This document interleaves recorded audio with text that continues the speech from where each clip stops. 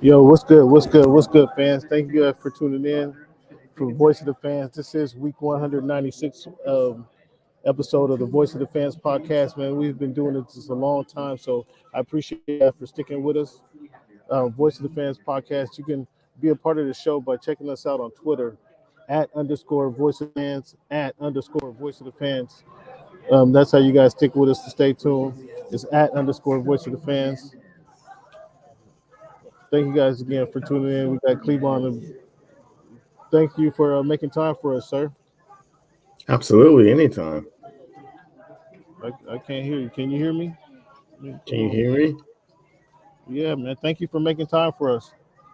Absolutely. Yeah, so we're gonna get down. We got again week 196 episode of the Voice of the Fans podcast. So we're gonna do this week tonight. We're supposed to have a special guest to do a lot of NBA conversation with us, and we'll see how that goes. Mr. Eric Pincus is gonna be a part of the show. So um, capologist, strategy, Bleacher Report writer, strategist of the NBA, capologist. So we're gonna get this conversation on potential of Kyrie going to the Los Angeles Lakers. What's your early thoughts about that? Early thoughts are hope not. Come on, be a little bit more positive there. Um, So we got a lot to talk about. We also got some NFL topics. Obviously, we're gonna do our every week. We're gonna have our segments this week in history. We're gonna talk a little bit about the past. We're gonna talk about excuse me, folks. We got to talk about the NFL topics. We got Gronkowski retirement. We're gonna touch on that subject and if he's gonna come back or not. But each and every week we start off the show with our numbers, Cleveland. It's January 22, 2022. Week 196, as I mentioned. When you think of the number 22, who are that number best? Or which who do you think of when you think of number 22? It's the same person, Cam. It's Emmitt Smith. He's the first person to come to mind, and he's the person that wore it best. No Clyde Drexler, Dave Brown, the Seahawks cornerback. No Elgin Baylor, Hall of Fame basketball player. Afraid not. I mean, it's hard to argue the NFL rushing leader, Emmitt Smith. Number 96. This is a short list. Who wore that number best? Or who's the first person you think of? What's good, Joe? Shout out to Joe. Thanks for being a part of the show. Thanks for tuning in. Spread the word. For sure, a cat that won the NFL Defensive Player on a year on a team that only won, less than 4 games. So Cortez Kennedy comes to mind first, and that's his legacy, huh? That's his legacy to be on the worst team in NFL history to win the Defensive Player of the Year. Did they underperform with him on the squad? Oh, absolutely. I mean, the stat I just threw out at you. I mean, the quarterbacks that were playing when he was playing are just abysmal. So I won't even get into that list. Go ahead, touch on it for us. Go ahead, touch on it for it if you will. Go ahead. There's Dan McGuire's, there's Kelly Stoffers, there's John Kitna's. Yeah, exactly. I mean, that's it. I mean, those sound like who made the Pro Bowl one of those years? I don't think any of the quarterbacks made the Pro. Maybe Kitna one time. Maybe Kitna one time. You said, huh? Yeah, that's what I'm saying. Yeah, maybe that and only that. Pro Bowl caliber quarterback. He didn't play with any of those. Maybe Hasselbeck made it. Maybe he played late in early in Hasselbeck's career, late in his career. And maybe Hasselbeck made it, but that's about it. Maybe Hasselbeck. That's it. So that's it. How does that compare to the quarterbacks that's lined up for the Seattle Seahawks today? Man, see, I knew you were going that direction, and I'm not trying to play around with you right now. I mean, I'm just saying. You're always just so tickled pink, Cam, and it's frustrating, You try and do, a show, an organized show, when you're just always just so giddy about what's going on with the Seahawks quarterback situation. I'm tired of it. That's we talk NFL football here, and they were a big part of the show. We're talking NFL football. You always just want to nitpick at what's going on with the Seattle Seahawks quarterback situation. Yeah, it looks horrible. I mean, because I've heard for so long from you about we've been 10 years and the same quarterback who's been a Pro Bowl quarterback at the position that never missed a game. That's exactly. I just wanted to ask you. I know, and now that that's not the situation, you just want to make light of it and just be humorous about it and just funny. It's not funny. I'm just trying to ask. I'm just trying to ask what's going on with the Seahawks. It just kind of it's reminiscent of that situation. It's reminiscent of that situation. However, the quarterback situation is not stable. However, they traded away arguably Cortez Kennedy of that era. They traded away the Cortez Kennedy of the Seattle Seahawks defense of that era. They let him go. Or excuse me, they didn't trade him away. They didn't sign him. They let him walk. So it looks like the Seattle Seahawks are up to their old typical moves and right back to so not only do you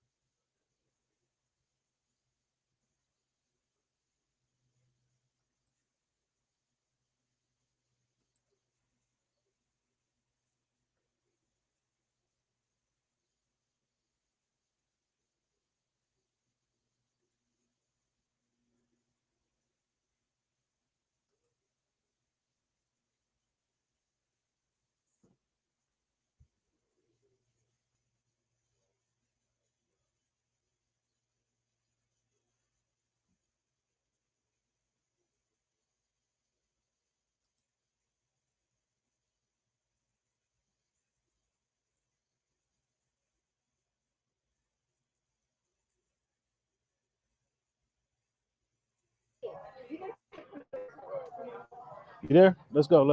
My bad. You there? Yeah. Okay, thanks for sticking with us again. This is Voice of the Fans podcast. Appreciate we got a little technical difficulties over here in this new location. I'm trying to get a sponsor, and I don't know if this sponsorship is gonna work out here. Cleveland. Nonetheless, so we got through our numbers, man. I was saying, did you hear the Warriors won the championship? And did you hear that question? Yeah, I did hear what your that thoughts on the Warriors? in the same amount of games that I predicted, actually, with the Dragons, if you recall. Oh, We've been talking about for weeks and weeks. I don't recall that. But I know okay. you don't. You get that selective memory when it comes to these kind of things. Okay. Well, go ahead. Tell me what's your thoughts on it. Oh, I mean, congratulations to Steph Curry, Draymond Green, and Klay Thompson. The big three of this era. Making a statement. Kind of. I don't want to say erasing the Kevin Durant legacy, but certainly putting a little tarnish on it. Ooh, tarnish on the legacy. Yeah, for sure. I mean, I didn't want to jump on that right away, but I mean, do you want to start with that? I mean, we can. Certainly he went to a team that had won 73 games the year before. He came off of being the MVP and was up 3-1 against that same team, wasn't able to beat them, so joined them, and then decided that because he wasn't getting enough credit that he wanted to go somewhere else and create his own legacy and show that he could do it on his own. And so far, it has not been successful. Okay, so you're right. Obviously, we can't argue with what is the facts, etc. That's not what I'm arguing. But you say it tarnishes his legacy. He still, when he played with that team, when he laced them up with that specific team, they won 2 NBA finals, or they won 2 championships, and he was the best of the best in those finals championships, was he not? Won championships before him, won championships after him. I understand that. No, that wasn't the so whether or not he was the best player on a team that previously won 73 games. I mean, that's see how you twisted up to see. You just won't answer the question. Was championship or not? Was that the case or not? I don't recall. Yeah, he was the best player on those teams. Okay. In the championship, sure. So it would be different if he went over there and was the Kevon Looney of those teams, correct? Where he was almost, you don't want to say a non-factor, but he had a big game here. Okay, well, Kevin Durant lost the first round to the Boston Celtics. We understand what happened, but you said tarnish those championships. And last year I'm just trying to clarify. So. All right, I think that speaks more to Kevin Durant's decision making. It tarnishes it. Does it speak more to Kevin Durant's decision making? Any other kind of because I don't think it tarnishes. It absolutely tarnishes the legacy. I think it they won a championship without it. I understand that, but that doesn't mean so then he was the best when he won. So then, what is the question? You didn't need Kevin Durant to win a championship. Okay, so you're changing the question. So is that the question you want to ask? Did they need Kevin Durant to win a championship? Obviously, the question the answer is no. No. Kevin Durant was the insurance to guarantee that they won the championship, but they could win the championship without him. And they proved that this year. So you're asking a whole different question than what I'm asking. What I'm asking. What are you asking? What I was arguing was you said it tainted that championship. And my question was tainting is not the right word, I don't think. No, tainting is the right word. What's the right word? I think what you want to question is Kevin Durant. It diminishes the significance of the championships.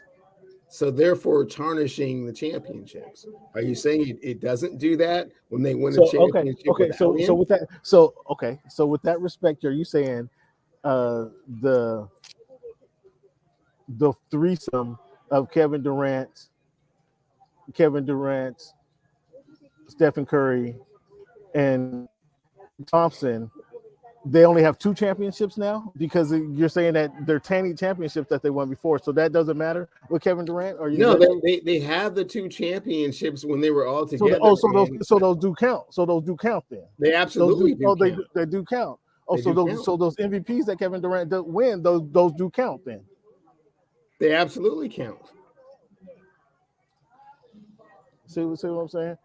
See what I'm saying? You don't you No, I don't. want I to don't argue see what against you're one. saying. What are you You don't want to saying? argue against Yeah, one, of but you course don't want to they give count. credit to the other. We got. I can argue about this for days with you. We got special guests in the house. We got Eric Pincus, and I'm gonna ask Eric right off the top, before without any introduction and all the fanfare. Are the two championships and the Finals MVPs that Kevin Durant won, are they now tainted because of Golden State's championships win last week? Are they tainted? Not tainted, Eric. Are they tarnished, or do they have less significance? Oh, you're changing now. You're changing the vocabulary around. That's interesting. Go ahead, Eric. No. I mean, KD's incredible. What he did there was incredible and well deserved.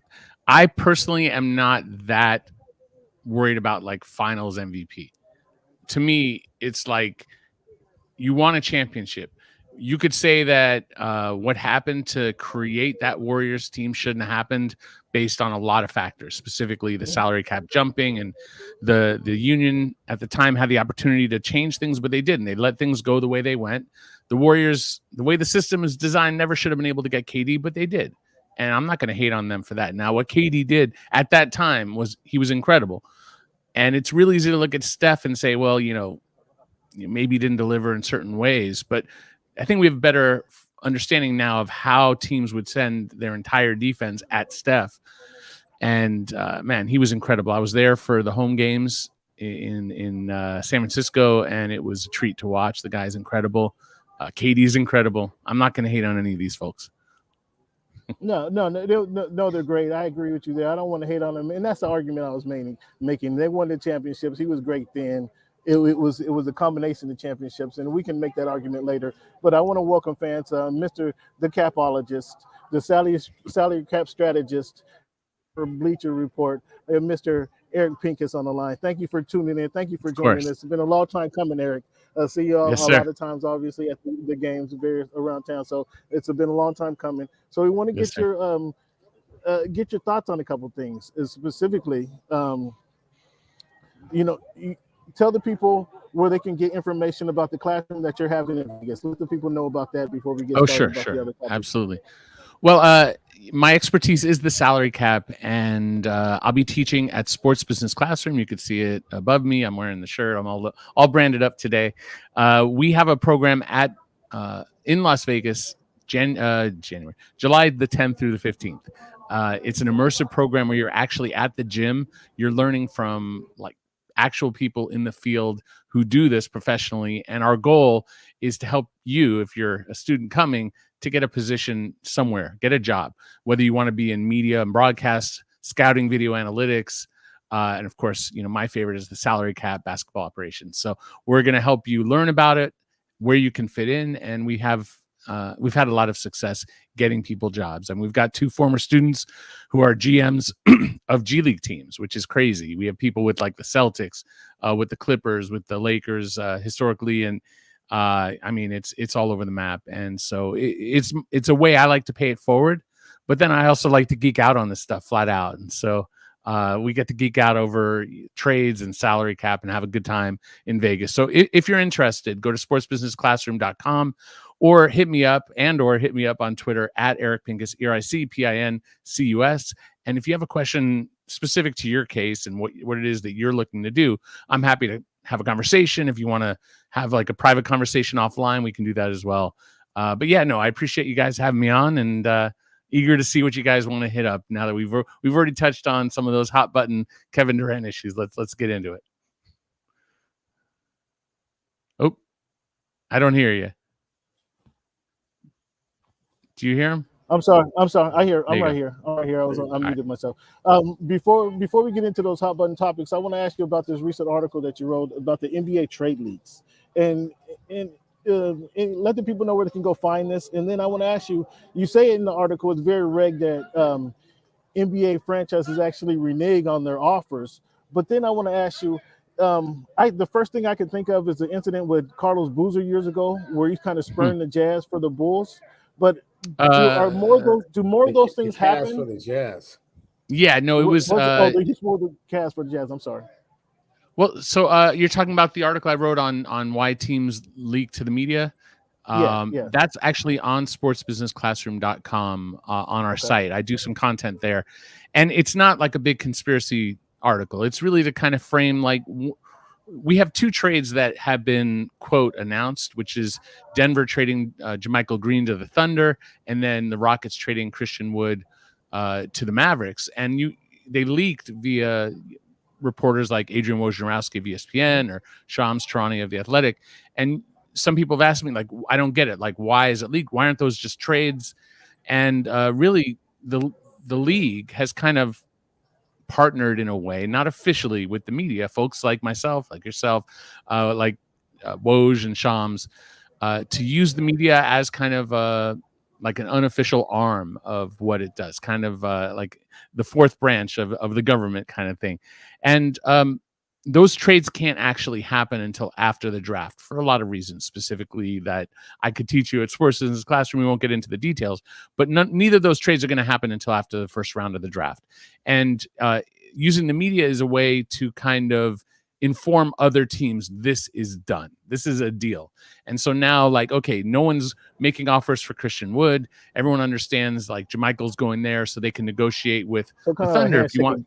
Handshake agreement, if you will. Yeah, I mean, it's non-binding.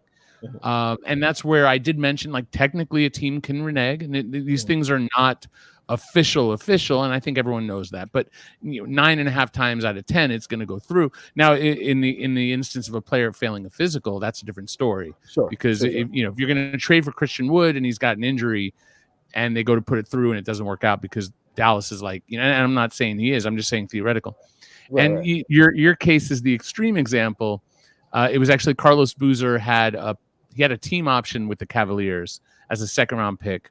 He was represented by Rob Pelinka at the time. When Rob, that was before Rob went off on his own. It's probably why Rob went off on his own, to be honest. But they made a deal with the Cavs that he was going to opt out and re-sign with the Cavs. And the Cavs were limited in what they could pay him for whatever reason, early bird rights as such. The rules were slightly different back then. And so then Boozer, via Pelinka, signed with the Jazz for more money, whereas the Cavs would never have let him out, based on the promise that he would have re-signed. So, but that was, those are really extreme examples, and it happens. Like there was something recently with Marcus Morris Sr. agreeing to go to the Spurs, and then they literally traded. I think they traded Davis Bertans to the Wizards in that deal to make room for him. And then when they went to do it, he changed his mind. And, there is a danger that until you have a deal, it isn't a deal. And even then, like, with physicals, technically, even when you have a deal, Sean Elliott was traded, like it's there. If you go back far enough, there are instances somewhat recently where who is it? Bol Bol was traded recently with Rodney Magruder was traded from Detroit to Denver for Bol Bol, and then Bol Bol failed the physical. So Magruder's still with Detroit, and Bol Bol got shipped off somewhere else. So, it happens still. I got you. Well, listen, some hot topics we got this week is Kyrie. These rumors of him gallivanting around to different teams. Is that legitimate? Do you think he will? You're the capologist. Do you think he will legitimately sign elsewhere or come to the Lakers for a reduced salary versus, or is this posturing with the Nets to kind of get more money? So I wrote about it, and it's not published yet. I'll just say that.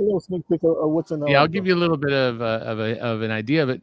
Like, for one, Kyrie is Kyrie. Like, he's a wild card, and if you want to sit here and say this is what Kyrie's doing and I want to put myself in his shoes, I can't do that because some players don't prioritize the same things that others do. Most teams, most players want the same priorities. Number one, money, right?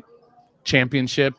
And then, things like being the man or the star player, et cetera. Like, there's a kind of like, you want to be the best player on the best team and win a championship, and you want to get paid the most money to do it. That's kind of like that apex of where everyone's striving to go. So typically a player won't take 10 million when they could take 30 million or 6 million if they could take 30. So it's and Kyrie's even more than that. He's like closer to like 34, 36, something like that, 36.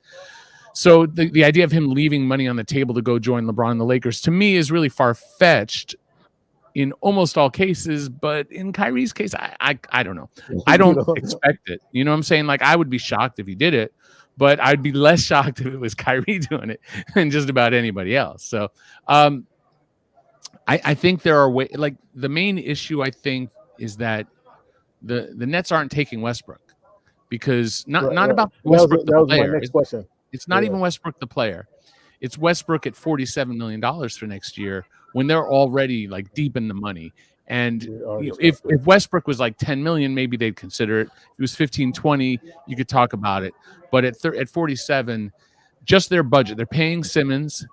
They're obviously, paying KD, and then they've got Joe Harris, and they've got other pieces. And that's before figuring out Bruce Brown. That's before figuring out who else they round out the roster with. They're already up there. Like, if Kyrie stays there at like 160 something, the danger if Kyrie stays, if they can't get like plan A, I'll say I wrote, is work an extension with Kyrie. And if they can do that, then no, Lakers have nothing to do with anything. It's like they pay Kyrie. That's the end of the story. And it's then I'm on the right. So I wrote about like, plan B and plan C. Plan B is a little dangerous. You keep him and say, all right, we'll figure it out later. Maybe then he's like, all right, I don't want to be here anymore. You wouldn't pay me. And now he's in KD's ear. And, that becomes a dangerous thing. As I said, we all know Kyrie's kind of a wild card. He's a different kind of guy. Do you want him all season? Do you want to go maybe through what Simmons went through with the Sixers? Does Kyrie make it miserable, or do you have to tell him to stay away from it? It could get ugly. And I'm just saying, KD is the priority in Brooklyn. So how you handle the Kyrie situation needs to be delicate around that. I came up with a solution. I don't know if it's one the teams would consider, but I think it's a good one. And, it'll come out. It's supposed to come out tonight. I haven't heard back from my editor. I sent it like about 20, 30 minutes before we got on together. So hopefully as we get off, hopefully it'll be coming up live soon. Yeah, and let the people know exactly where they can find it. Well, that's on Bleacher Report. So you could just follow me at Eric Pincus, ERICPINCUS, or just follow Bleacher Report on Twitter, or get the app. The app is tremendous. And if you want to keep up with everything that's going on in sports, let alone basketball, I'm fully basketball centric. It's like maybe every so often, I'm in LA, so every so often a Dodgers score will come up. But realistically, I'm all about, NBA. So it's a great app for that, for sure. So it seems like this story has been going on now for what? Maybe not more than 360 days, 390 days maybe. Is this story with Damian Lillard? Is Damian Lillard, is he looking for a contract? Is he looking to draw people to Portland? Is he looking to what's he looking for? A better offer? Is he looking for a new home? What's your thoughts on Damian Lillard? Well, I mean, I think he's always been pretty clear and forthright that he wants to stay in Portland, but he also wants to have a chance to win in Portland. They have an opportunity to. That's an oxymoron, isn't it? Hey, I mean, Portland has had some good teams. I mean, let's be honest, right? Like, they had some good teams that challenged the Lakers back with Shaq and Kobe. They had some good teams that went, against Michael. They had some good teams, with Brandon Roy, which got, derailed by injury. Odin, got hurt. And then they had some good teams with LaMarcus. They've had some good teams with Dame and CJ. I mean, I don't know if they got to the conference finals in the last 2 or 3 years. So, I like the Blazers as I think the fan base is really loyal. I think it's a great market. It's not a big market. It's a loyal market. And it's like Seattle. Like it's a niche market. They love their team, and it would be a shame for them to leave. And that's kind of the other side of the question. From what I understand, and it's not my own reporting, Jody Allen is the sister who now owns the team when Paul Allen passed. And in the will, apparently there's language, again, not my reporting, that she has to sell the team within a certain period of time. And that might be 1 year, might be 2, 3 years. I don't know when. The team will get sold. To me, breaking it down and having no star doesn't help sell the team. They just made a deal to get Jeremy Grant, which I think is really, a good move, something that I'd written about as a possibility some time back because they had the means to do so. And so you're adding in Grant. There's other rumors they're going to add to that team. I like what they're doing. I think they're probably going to give Dame an extension for a couple of years, something like $100 million for 2 years, which is crazy money. Good for him.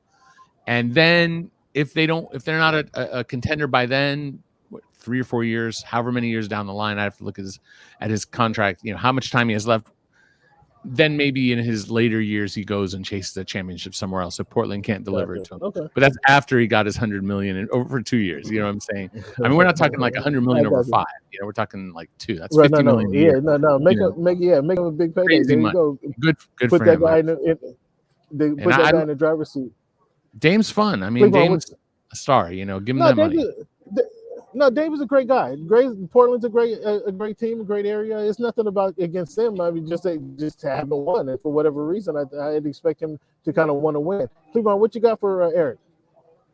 Eric, Laker Nation wish list. Number 1 is Dame Dollar. Number 2, Bradley Beal. Number 3 is Zach LaVine. Oh, you see, Dave? You see, Dave? Come on, man.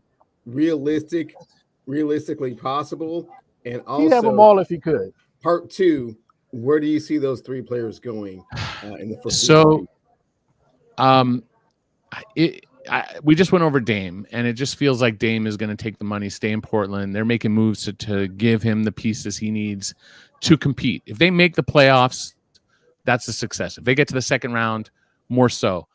I'd be shocked if they're a deep playoff team. I'd be surprised but there's been some buzz, like maybe they'd go after OG Anunoby, and you have Jeremy Grant, and you have Dame, and you have, Josh Hart, and bring back Simons, bring back Nurkic, and find a way to add another, like a more mobile center, and now you got a team.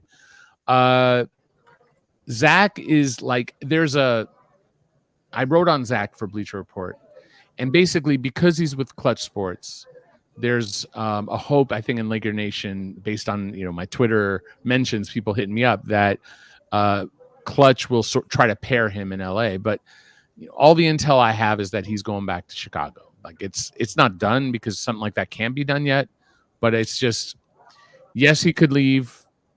I don't think he is. I think he's just staying in Chicago, and I think I'll say that he's never had a chance to choose his team. So in his career, he was drafted by Minnesota, he was traded to Chicago, he signed an offer sheet with the Kings, and then the Bulls matched. So he never, as a restricted free agent, he never had a chance to leave. He didn't pick his team.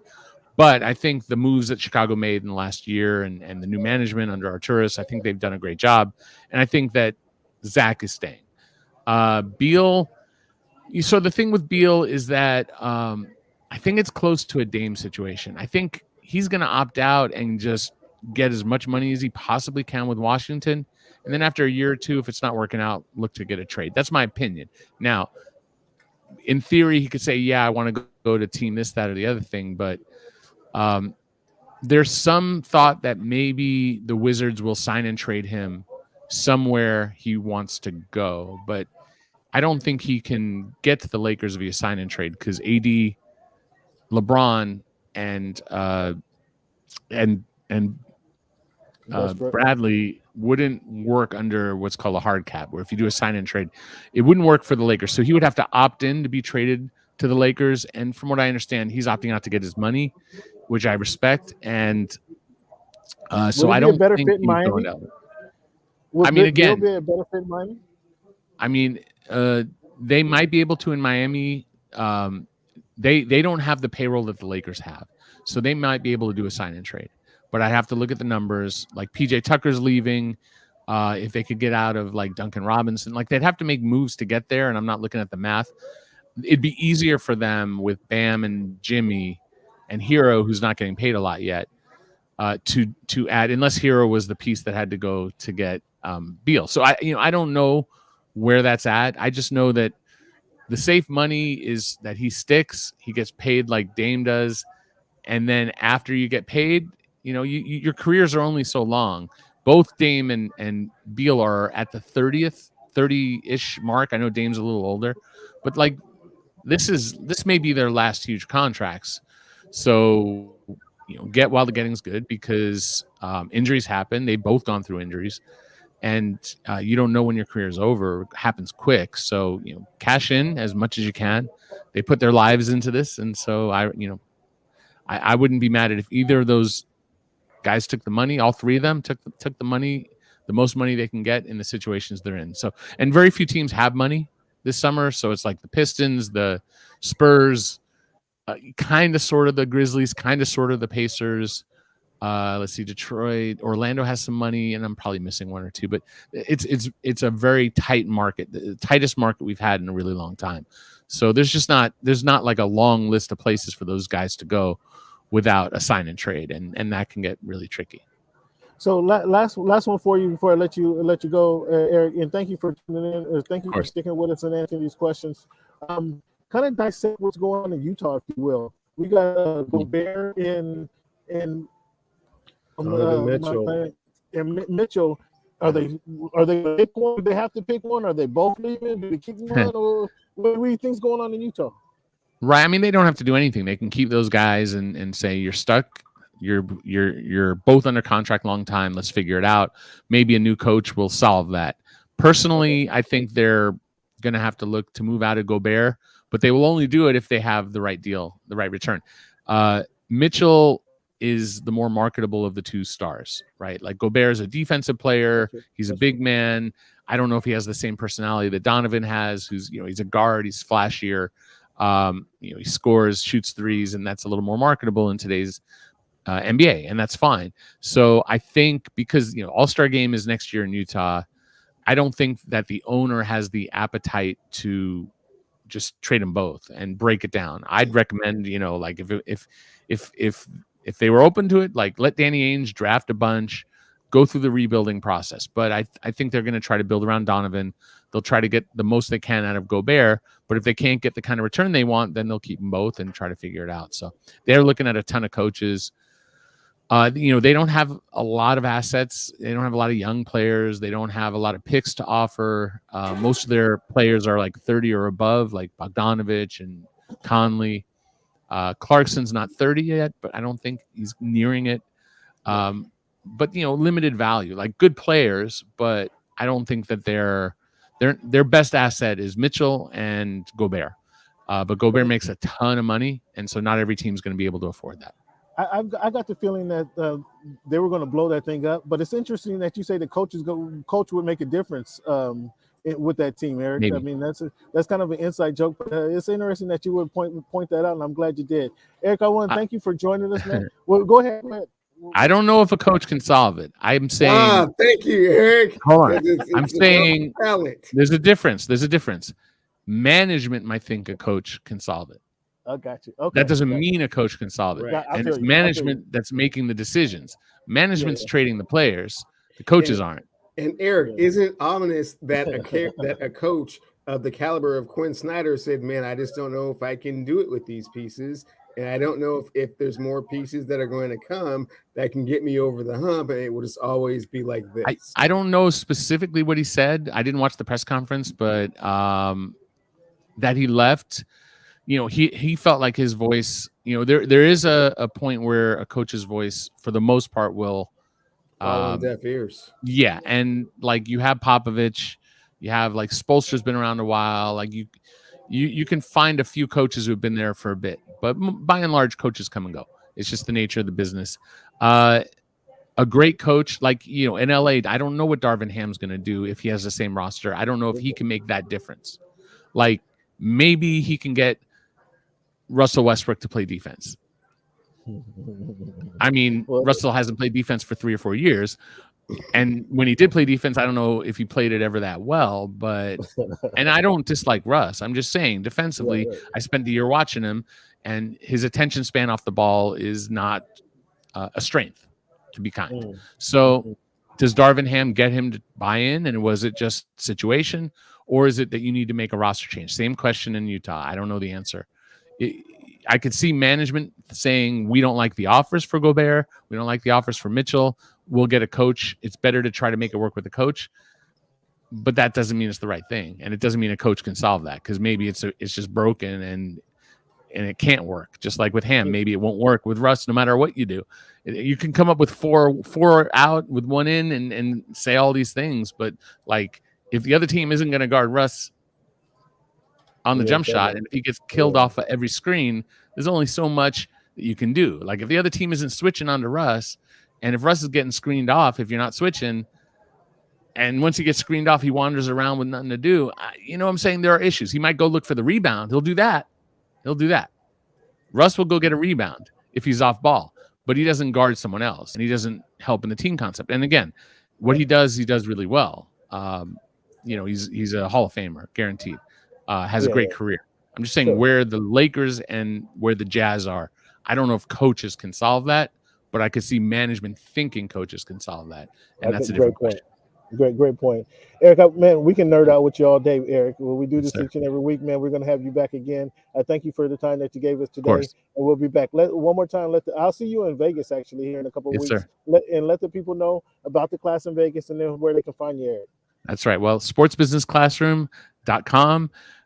We are in Vegas July 10th through 15th. If you sign up, I think we're closing our registration I think it closes at the end of June. Please sign up. If you're going to do it, sign up now because there's just no opportunity. We're going to get to about 100, and then we're going to cap it right around there. We don't want to have too many. It's not a big enough space. We don't want to lose the benefit of a small class where we can really bond with the students. I mean, I keep in touch.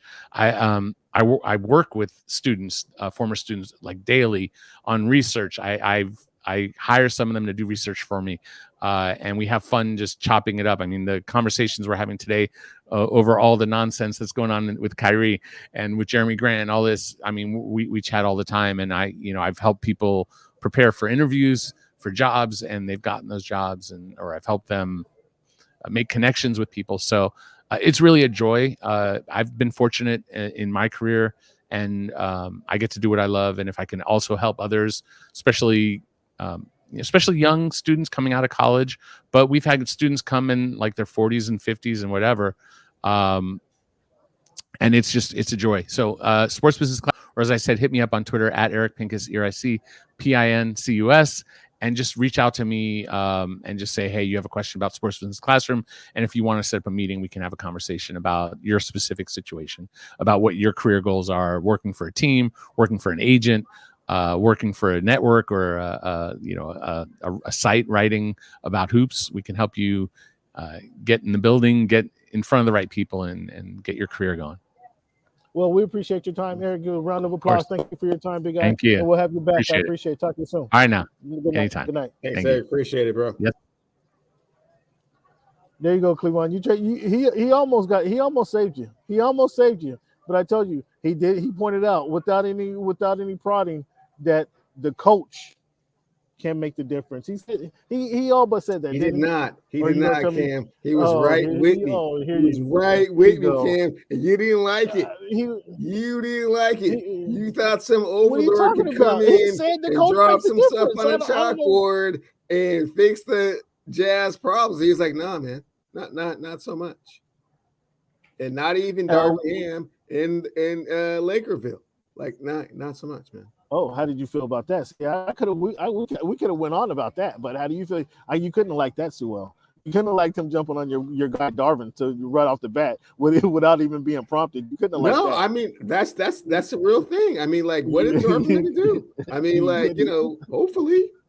But I mean, like, is he trying to run like a boot camp out here? These guys are too old to be running boot camp. I mean, like, whoa, like you got to be somewhere in the middle, right? What's up, Dylan? What do I think about Christian Woods to Dallas? I think that's a big move. I think that's a big move. So that means they don't need Gobert. So where's another spot for Gobert? That is a rumor I heard, but that's a big move for Dallas. Yeah, that's a good move. All they need, Utah can't. But okay, hey, I want to ask him a back question. To this Dallas thing before we get too far ahead with it was a great move and all. Yeah, it's not. I want to get back to Utah championship though. Well, it's not a championship move, but it's not a championship move. It's a good move. It gets him back. It holds them where they are because they were already. Help. Yeah. No, come on. They need. Luka needs help, but he needs more help than Christian Woods going to provide. They needed Christian Woods can provide them some low post presence. He can score in the block. That will get them back to the Western Conference Finals again. And the same thing that happened this last Western Conference Finals will happen again. I think I would prefer Ayton. I didn't ask him about Ayton. So there's a lot of players out here we can ask these guys about. What's up with Ayton? What's up with Gobert? They have to be blowing that up. They have to blow up Utah. They can't be. I know there ain't no more basketball than I know. No, according to you, they can just bring in a coach, maybe run the triangle. You want to run a triangle? I mean, that's what I'm saying. I mean, they've been together. They're all rolling their eyes at each other. Is Derek Fisher available? Oh, well, you gonna have Mike Barnes as his assistant coach? Maybe too. I mean, kind of, and then a reality show on the side. You living in Utah? Yeah, that'd be great. I mean, that would definitely bring some eyeballs to Utah, huh? That would definitely get some attention. That housewives in Utah. You ever thought? Man, so we had some good conversations on, but let's get back to these finals. I still have some questions about the NBA finals for you. Okay.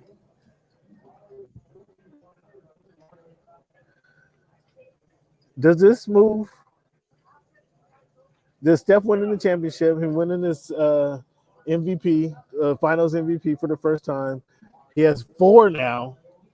Those things that you keep talking about. He has 4 of them. Does this move him into the top 10? NBA top 10 all time. Quite possibly, yes, Cam. No, not quite possibly. Quite possibly. You have to give me an answer. No, not quite possibly. And I think it does. I've been arguing against it. Just off the cuff, I would say, wow, yeah, he has to force himself in, and some people got to come off. So some people, it's a one person. So who do you have? This was my list as of, I forget what day this was. I think this is before playoffs. Here's my playoff. I had Jordan, Kareem, Magic, Duncan, Kobe, LeBron, Larry Bird, Bill Russell, Hakeem, Shaq. I know I had Durant. So sorry. Durant I'm so sorry. I watched this dude play in person on the baseline. I had seats on the baseline. It was the most beautiful thing I ever saw from a basketball player, and very few people are fortunate enough to get the opportunity to see them at the prime, at the height of their powers, do that. But yeah, Hakeem has to come off that list, man. The dream is gone. Not to be all cliche about it, but yeah, the dream is gone. I lost you, man. I'm sorry. You froze up on me. We probably some BS that you're spewing over these airlines. Oh, you lost me. The best shooter. Okay, you got me now? No?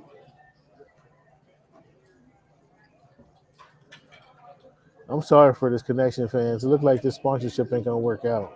My connection's been not good all night. Cleveland, can you hear me?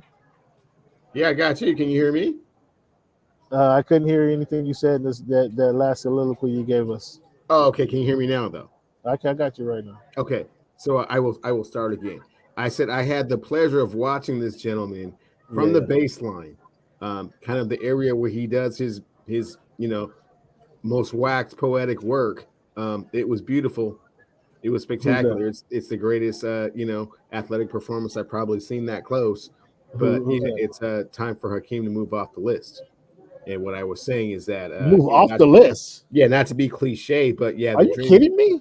Yeah, but the dream is gone. Wait, yeah. wait. Whoa, hold up. The dream is gone. The dream is over on the top 10 list. And you got Steph ahead of the dream? Is that what you're putting Steph? That's what I just said. You're keeping Shaq on? Yes, Shaq stays. The dream killed Shaq twice.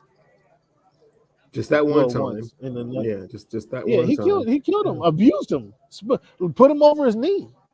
So he can't. There's no way in Shaq's third season in the league, he sure did. Okay, put him right over his knee, regardless. Are you giving me excuses now? Shaq was in shape. He was in the best shape of his life then. Oh, I don't know about the best shape of his life. I mean, it's certainly not basketball ability-wise. He was in the best shape of his life. He did do that. There's no in Shaq's third season. and that was a great accomplishment. Back-to-back championships. But yeah, no, he's not Steph Curry, man. Oh my goodness. He's not Steph. I mean, I don't know how to accept that. I don't accept it for what it is. Watching what Steph just did. I don't know how to. That's not registering. Cam, somebody has come off the list. You taking Larry Bird off the list? Or I mean, where are you going with this? I move him ahead of Shaq. Oh man, cut that out, man. He moves ahead of Hakeem. Hakeem comes off the list. No, he doesn't. He doesn't. I'm sorry about it. No, Hakeem give you offense and defense, bro. Offense and defense. I think Shaq is the second most dominant center to ever play basketball. Okay, but for real, physically dominant. Curry influenced more people than Shaq did in the game of basketball. Curry had a bigger influence in basketball than Shaq did. Curry. That's because Shaq more people are 6'2" so what? and can shoot from 35 feet out and hope that it goes in. Then they're 7 foot, 350 pounds. It can't be stopped. Okay, exactly. Okay, so that means how's that influential? What more people more people can relate. More people can relate to Steph. Emulate his moves a little bit more.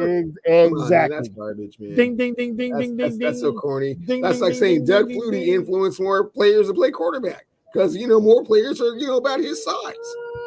He influenced more. What Doug Flutie did was influence more. Like I just said, owners and GMs. All of the praise that I gave Hakeem the Dream Olajuwon, and it hurts me to say so, man. But man, the dream is gone.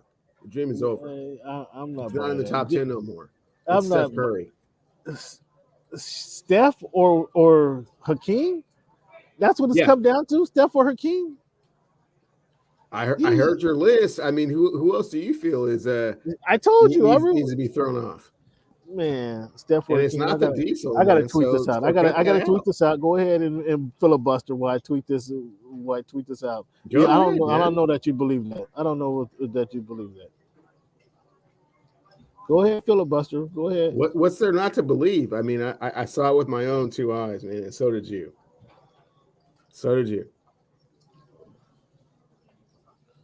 Dragons, man. Dragons come out and they burn, they burn things down.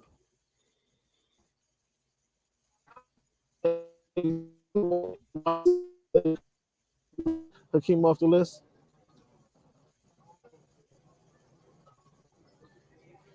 You can't even answer that question.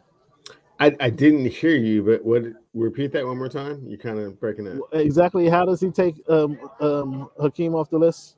Sure, with the 4 NBA championships and the NBA Most Valuable Player trophy.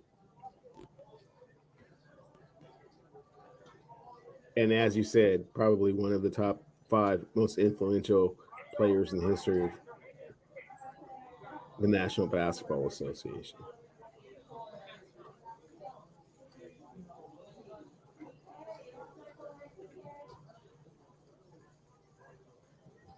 Can you hear me? I got you.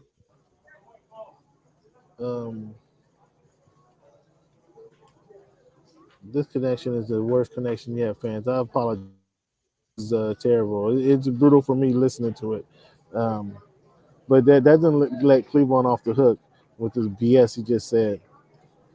And we're going to see what the fans have to say. Please, fans, I'm tweeting this out right now. Please respond to, look for my Twitter, @_voice of the fans, @_voice of the fans.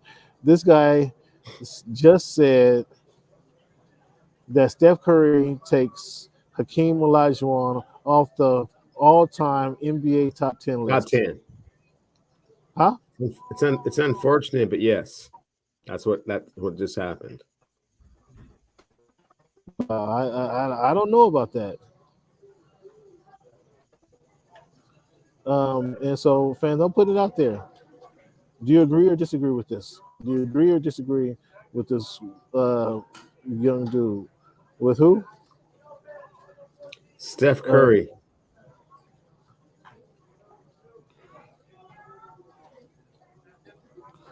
I don't know.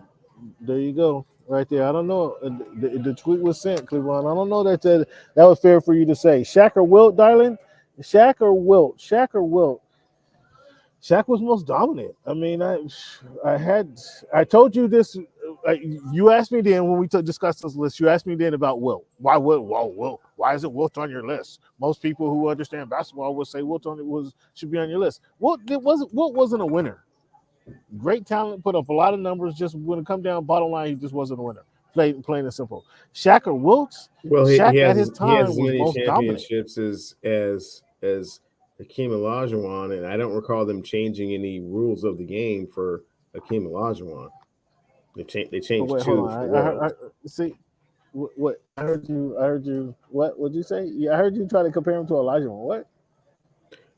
No, what I was saying is he has as many championships as Hakeem Olajuwon, and I don't recall them changing any rules of the National Basketball Association for the sake of what Hakeem Olajuwon could do. They did that twice for Wilt Chamberlain.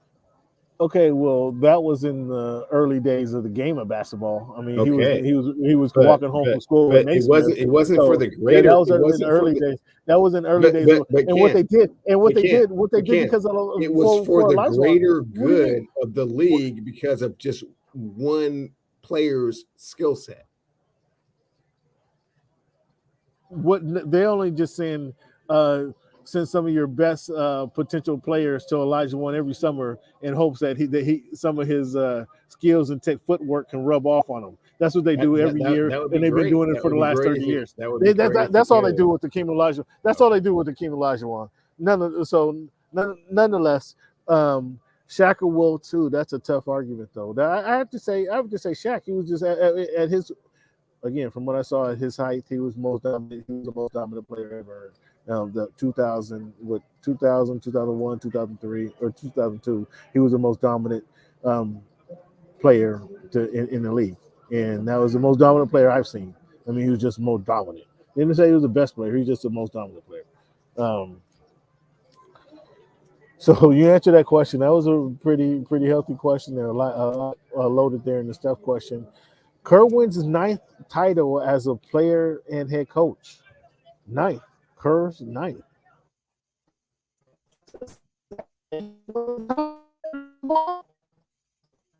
Now he has 4 as a head coach. Does that make him one of the top 3 coaches of all time? No. I'm not sure if it does or not. It doesn't. Well, I'm sure the answer is no. Huh? So no, I'm sure the answer is no. It doesn't make him that. Where does that put him in the pantheon of great coaches, or is he a great coach? Well, in 2022, one of the criteria of being a great coach is a great manager of personalities, and I think he does a great job of that. And also kind of managing the talent that he has. So, yeah, I mean, certainly no less than top 10 all time. I mean, that's a long list. We'll average 54 points a game, but don't let me. I mean, we'll average 14 points a game. Don't make me pull out. I'm with JJ Redick in this. I mean, that was against. School teachers and insurance salesmen. No, not really. No, not really. What do you mean? Not really? What do you mean? Not really? Well, I mean, I believe Bill Russell won 11 championships during the Wells era. I mean, okay, so that 50. So that 54 points meant nothing. That 50 point meant exactly to my point. That 54 points mean nothing because now you're going to tell me that there was good talent out there that he just couldn't win against. My point exactly. Ding, ding, ding, ding. I led you right into it. Just led you. I mean, just led you like a little. Just like a goat. I mean, like a cow in the slaughter. It's kind of like trying to compare, why people don't win championships against Michael Jordan. I mean, it's kind of the same thing. It was 11. Was it really? Yeah, it was 8. It was 8 in a row and 11 in 13 years. So, Willis Reed. There were some other players that played when he played. So do you expect? Curry to win it? One more time, Cam. You're breaking up a tad bit. Do you expect the combination of Curry, Thompson, and Green to win another ring? Potentially so. Yeah, they got a baby dragon. We'll see if they keep. We'll see if they keep baby dragon. So you say yes, they will. I say it's quite possible. Yeah, I like Kuminga's development. I mean, Wiggins can go if he wants. Go get your cheese, my dude. Take off. So you're already kicking him to the curb after one ring. You used him up that quick, and he's done. You got all man, that was fun. You got all that was fun. You got all you can get out of him. That was cool, man. I mean, if you want your 35, you want your bag, man. See, no wonder KD left. KD left with attitudes like that. KD left because attitudes no. like that. KD left because he wanted to create his own legacy separate of the Golden State legacy. That's a whole other thing. Andrew Wiggins, if he wants his 35 mil, man, we'll see later. I won't even say we'll see later because they're not my squad like that. But I'm just like, yeah, man. Yeah, I know how you jump ship. The fans know how you jump. Yeah, it's not that. The fans know how you jump ship. So that's a good call. You already know me. It's not that heavy. But yeah, Andrew Wiggins can go, man. He's not by no means. Kevin Durant is replaceable. Again. So that harkens back to Andrew Wiggins is by no means irreplaceable. That harkens. And they actually already have a replacement for him. His name is Jonathan Kuminga. He's just waiting. After the Lakers won the championship in 2009, Trevor Ariza was a key component of that championship. That repeat. And then they turn around and offer something like $6 million for the next 2 years. No, man, don't. See, we needed Eric here for this kind of conversation. That's not how it went down. Trevor Ariza decided he just didn't want to do that and left. The Lakers actually offered him more money. So, man, get your capologist hat back on, man. Because they lowballed him. That's why they. No, they that's not what happened. That's not what happened. For the next 2 years. That's not what happened. What happened? He decided he didn't want to be a Laker and left. He just decided he didn't want to be on a championship team. He just decided he had enough. That's what you're telling me? In the same way that Steven Jackson left the San Antonio Spurs, went to the Atlanta Hawks after winning a championship. Sometimes these things happen. They win championships, and maybe they're not all about championships.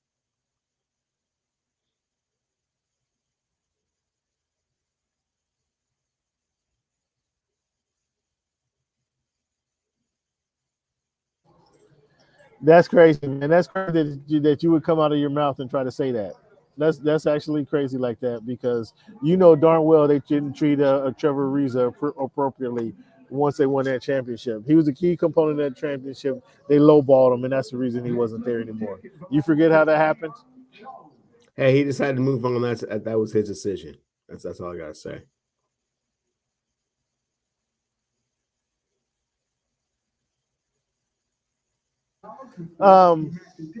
So you expect them to win another championship? I mean, I can see them being together. Like, I don't think if they don't win it next year, I think, man, the West is so strong next year. We got Memphis coming back. We got Dallas obviously going to be stronger. We got the Clippers going to be stronger. These are considerably good teams. Did I mention Phoenix is going to be stronger? So to just go ahead and say the Warriors are a shoo-in for the NBA Finals, I can't go there. You're a better man to me if you can jump on that right and say all that right off the bat. No, Cam, because you didn't mention the Denver Nuggets and you didn't mention the Los Angeles Lakers getting healthy and getting some of these free agents that Eric was talking about previously. So yeah, Eric didn't mention one name that wasn't so intriguing. And then the New Orleans Pelicans. We don't know who they're going to draft. We're not sure. We're not sure what's going to happen out there. Is Phoenix going to make a move? DeAndre Ayton's salary is going to be gone, so who's going to fill that spot? Yeah, I don't know. You like that?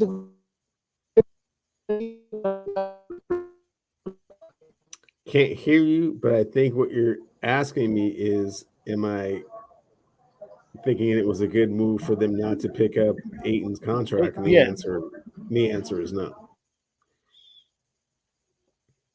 That wasn't a good move. I agree with you. I think you can hear me, right? I got you now. Yeah. I don't.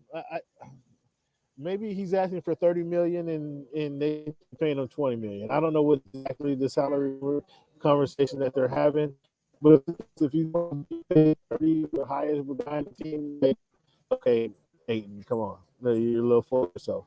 They can pay 20 million. That's a going rate nowadays. That's more value. I mean, that's below market value. I think if and go for a win. I mean, they're that close to winning the championship, and to break it off, like, he's a good component. He's a good component of that squad. I just think he's worth keeping around, and for continuity purposes, if nothing else. Because I don't think, unlike the Warriors, they have somebody on the bench that can come and fill his spot right away. I don't believe so, but we'll see. That's what the draft in Summer League is for. You want to talk about the NBA draft, man? Or are you prepared to do that, or you rather talk about this LeBron and Kyrie combo? The NBA draft would be great. Thanks. Let's stay on that subject. I'm sorry? I said the NBA draft is a better subject. Let's stay on that subject. Who do you think? Who's the best player in the draft? If you do you have a prediction of who's going number one? Are they doing by Pablo not going number one? Are they going to regret that? No, Jabari Smith is going number one. Is Chet Holmgren, is he going to fulfill this promise? He reminds me of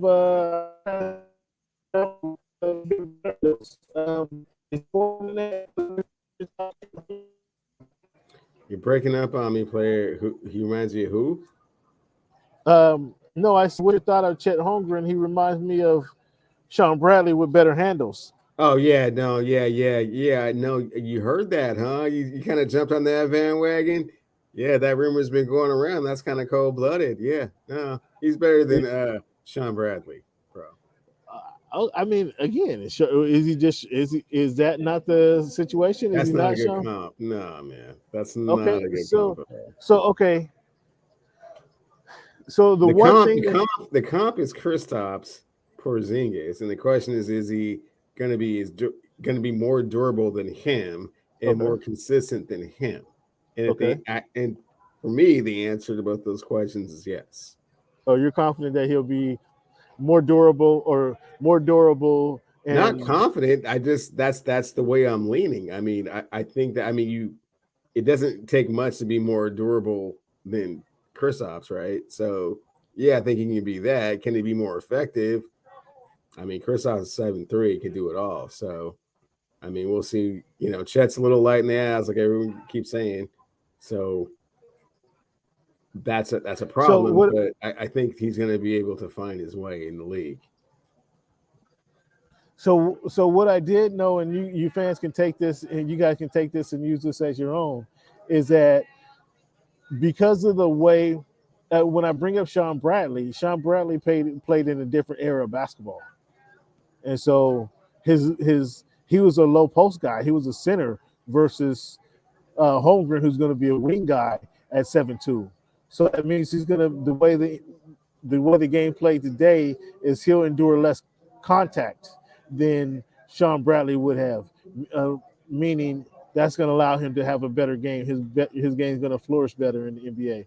Do you see that possibly happening? Well, you already said he has better handles. He shoots from 3-point, and Sean Bradley was 7'6". Let's not get it twisted. So, yeah, he was way bigger than Chet Holmgren, but Chet Holmgren is way more skilled than Sean Bradley ever was. So,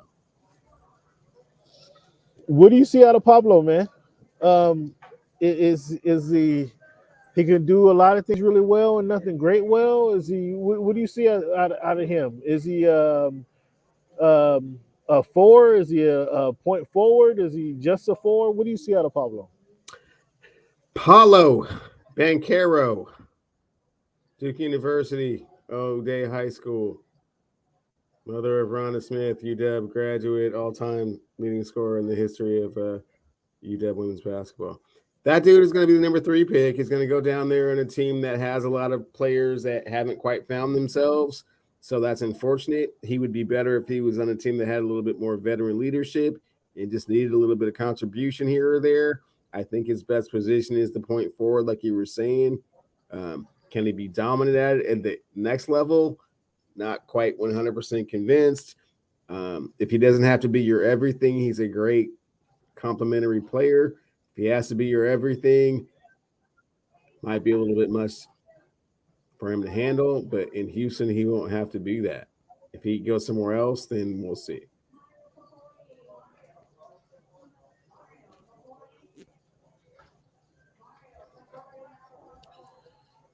Okay, Cleveland. We lost Cleveland again. I tell you what, this connection.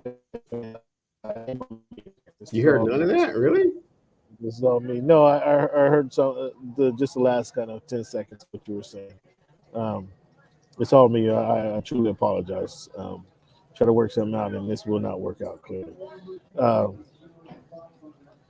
no, Pablo, I don't know, Cam, man. Like Cam, you're acting like that white dude at the Kentucky Derby. It's Paulo Banchero. Paulo. Say it right, man. Good. You kill me. That's good. That was a cool one. Either way, jack of all trades, master of none. That's what I see. That's what I see from a distance. And I mean, maybe he can refine one of those skills and just be dominant at one. But I just see like a great, as you mentioned, if he was going on a veteran squad, that'd be much better for him. But as you know, that doesn't happen for the best of the best coming out of college. They usually go to a team where they're looking for them to, put the team on their shoulders. So they go to Houston. There's a lot of talent in Houston. Can they bring that talent to fruition? And they're going to have to. They need a good coach to kind of corral all those horses that they got down there. What's your thoughts? They have a coach. It's very difficult to tell how good a coach is when he has that type of linear talent that's kind of up and down and very young and hard to kind of, like you said, harness. They're supposed to be getting from up under this John Wall contract, and we'll see what that can present for them if they can get some other players in. Like you said, Paulo not great at anything, but really good at everything. So if that's what you need, that's great. If you need him to be just your guy, a little bit more of a challenge every night in the NBA, in my opinion, but he'll bring you what he has, and that's a lot. So, I mean, if he's healthier than Michael Porter Jr., which would not be hard to do, right? Yeah, that's a pretty good comp. No, I don't remember. He don't shoot it like Michael. Come on now, let's cut that out. But he's bigger and stronger and has better. I don't want to say better handles necessarily. He don't shoot it like that's. He does not shoot it like Michael Porter Jr. But that's Porter. He has not missed 2 entire seasons in the NBA. I agree, but when he's on the court, that's one of Porter's advantages. Clearly, he shoots it from anywhere on the court. Like I'm saying, if you can say that, you can say he's a great shooter. You can't say Paulo is great at anything. Would you follow what I'm saying? That's fair. Yeah, that's all I'm saying in that respect. That's fair. So the next set of guys after the top three is Jaden Ivey, Keegan Murray, and then we have Mathurin from Benedict Mathurin out of Arizona. I think those are the next three guys. Jaden Ivey, the tape of him, he looks like a bigger, stronger Ja Morant to me. Not as explosive, but he just has that same game. Again, he's not as explosive, don't get me wrong, but he does everything else.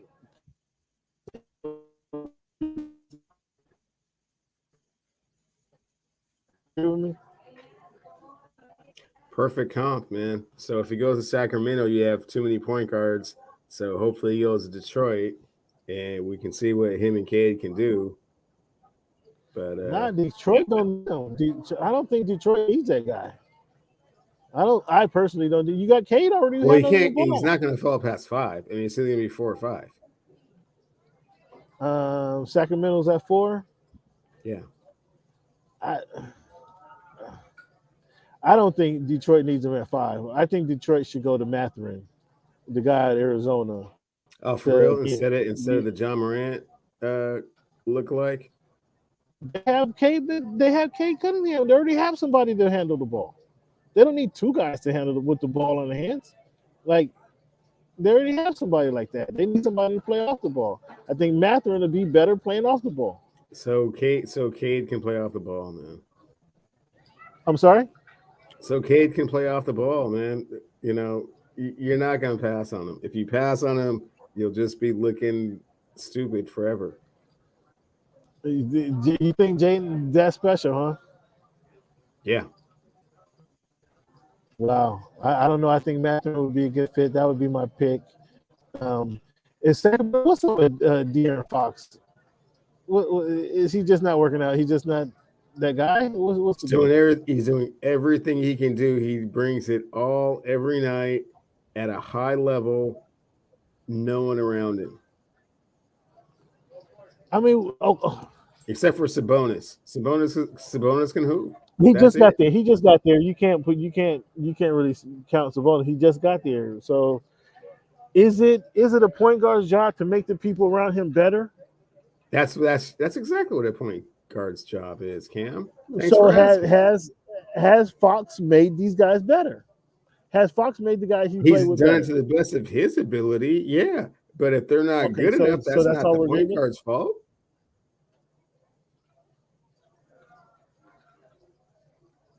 I don't know. He's not turning water into wine. He's not, planting a seed and it grows into, a beanstalk. I mean, let's get serious here. He's pushing the ball up the court faster than anybody.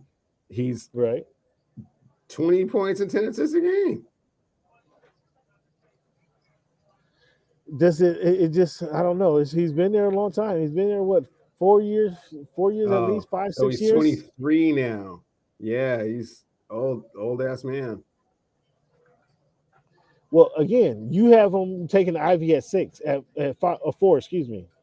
Meaning, I said they probably will. They shouldn't because they already have a point guard. His chance. Meaning he's had his chance. Now it's somebody else's turn to get in there. No, that's all I'm saying. They're just looking at it just like you.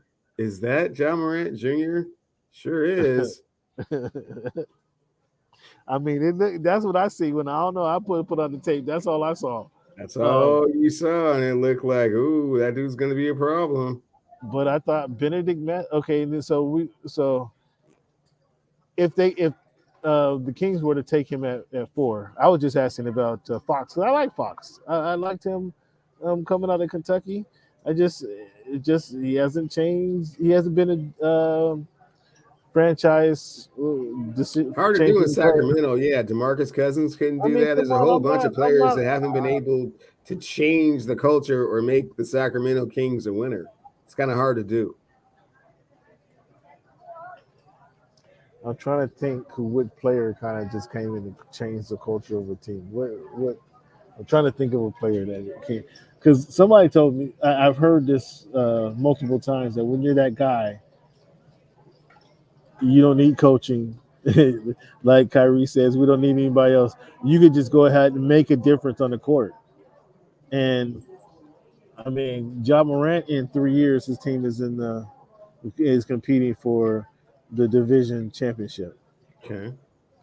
And that's although that specific team, let's talk about Memphis specifically, we know they had a pretty decent record without Ja Morant. So I don't know if that's a great guy to bring up in this scenario. But I think you understand my point. Yeah, you're all sour on De'Aaron Fox for being an all-star and going 2010 and winning 23 years. I don't want to be sour on De'Aaron Fox. That's the thing about it. I don't want to be sour. Go ahead and move on, man. Go ahead and move on. You're the one who had him take Ivy to replace him. I said they shouldn't, and I said because they already have a point guard. Who should they take? He won't fall further than 5. So you're only talking about these 2 teams. Who should they take? They should take the Arizona Cat, man. Oh, you have him going at 4. Woo. You have him going out there. So you think, you know about Mathurin. You know what I'm talking about. I mean, everybody. I mean, all the prospects say they're going to take Murray, which is fine. But I would take Keegan Murray. Take Matthew. Keegan Murray. Shane Battier, man, he's gonna be real consistent, man. He's gonna do some, like you said. I don't know if he'd be the defensive player. I don't know if poor man's Paulo, man. He's just gonna be like he does a lot of things really well, solid. But, yeah, really well, but not with the number 4 pick in the draft. He'll be solid, right? He'll be very solid. He'll be very solid. Yes. Yeah, I'd almost rather take one of the other Duke cats over him. I mean, if it was me. Yeah, yeah. I don't think in the number in these in the lottery you're looking for impact, instantly. impact, and where I think Keegan might be good right away. He'll probably be the best player, all around best player, most pro ready, et cetera, et cetera. Come October, he'll probably be the best player, the best rookie on the court. But if we're talking about October next year, the same draft class, he probably won't be the best of his class next season, or the season after that, or the season after that. We'll see the best of him right away, and I think that's the problem with Murray. So when somebody picks him he'll go in the teens. Like that'll be a great pick. He's not going to the teens, man. Again, man, what are you talking about? He's not falling past 8. Oh, Keegan Murray. You think he's going to go falling past 8? Okay. I thought again, he's not the impact. He's not the impact, and we're talking lottery. He's not the impact. So you just contradicted yourself again. Thanks, Cleveland. No, I said that's what you would like to have with that pick, and certainly top 5. You have to be going for the biggest bang for your buck, but after that, you have to be going with the best player available, and no less than 8 will he not be the best player available. No less than 8. So let me see where's the draft? The draft board. Let me see. Who's in the top 10? I only went up to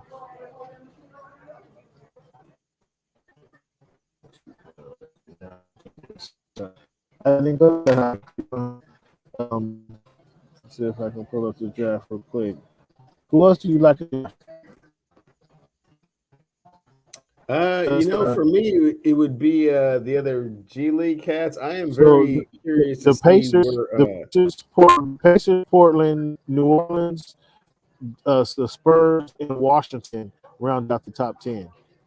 So after Detroit at number 5, it's the Pacers, Portland, the Pelicans, the Spurs, and the Wizards. He would be great. He would be an ideal Spur. Keegan Murray would be an ideal Spur. Come in, play for 9-10 years in the league, just be a solid role player.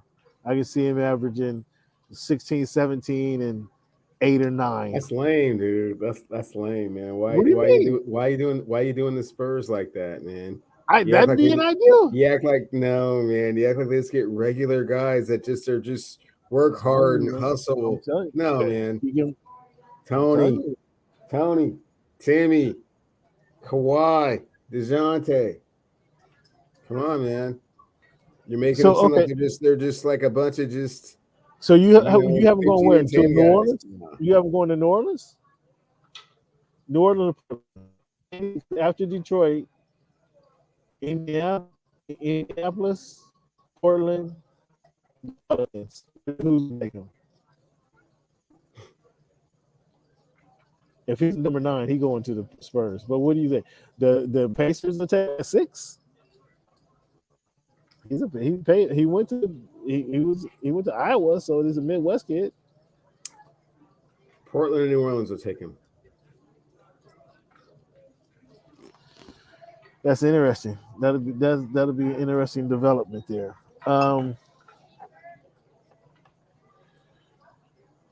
Atkinson changed his mind, not going to the Hornets. What do you think that's all about? Said family matters. When you don't go, And you're the only one to interview with His Royal Highness. I mean, yeah, something just put a bug in his ear. Maybe just saw that Cristal after the championship was like, nah, man, I don't really want to, fly across the country to, try and, reinvent the wheel with Lonzo and Bridges and Gordon Hayward. I mean, I could just sit here in the Chase Center. He was playing that championship parade. It was like, what am I doing? Like, Charlotte? What do I have to prove here? Yeah, San Francisco or Charlotte? Which one? Now I'm the first assistant. Yeah. I mean, Steve Kerr. Steve Kerr, you might leave after 10. You might be done. Oh shit. Okay. I'm sorry. Your airness. I apologize for wasting your time. I apologize. I hope this doesn't impact your relationship moving forward. Will you still don your logo on our jerseys? I hope this isn't dent the relationship to that extent. Will Mike Brown make a difference in Sacramento? No. The Sacramento Kings? No. I don't know. What were they thinking about signing him? Like talk about non-impact. Talk about the impact, and they got that. They went for the exact opposite. Like the impact. Like that's interesting. Like I don't get that at all. I don't appreciate the brother getting a chance to retread. But, I mean, he'll be done in 2 years. They'll be looking for another coach because this guy can't get it done. I don't know that's not an organizational thing, but it is an organizational thing. But they're just making a wrong decision here to even start. So I can foresee what's going on here. Cleveland, man, let's take a quick break here. We'll come back, man. We got some NFL topics. Your boy Jack Del Rio decided he wanted to share some thoughts, his thoughts about what happened January 26th or January 6th last year. We got your boy Mike Tomlin. He has something to say about AB joining the Steelers. Hear what AB has, or what Mike Tomlin had the message for AB. Hear what that message was. So we'll come back, man. Let's take a little break here and come back. We got for your fans. You need a break.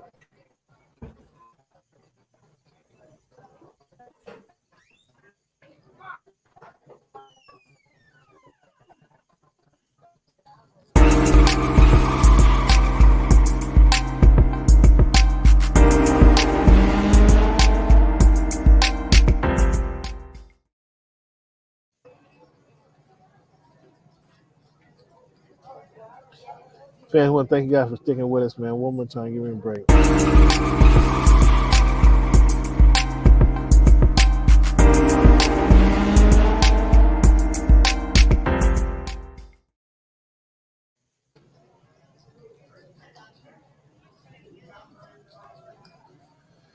Fans, want to thank you once again for sticking with us, fans. The reception here has been horrible. I apologize. It's all me, man. I'm trying to get some sponsorship going on, but the reception has been terrible. So I apologize for that. But I want to thank the few of you who decided to stick with us. Thank you. In the chat, man. Go ahead and hit us up on Twitter, man. I put a question up on the Twitter. I should have did a poll, but I just put the little question up. Go ahead, hit us up on Twitter. Hakeem Olajuwon. Should he come off the off? Go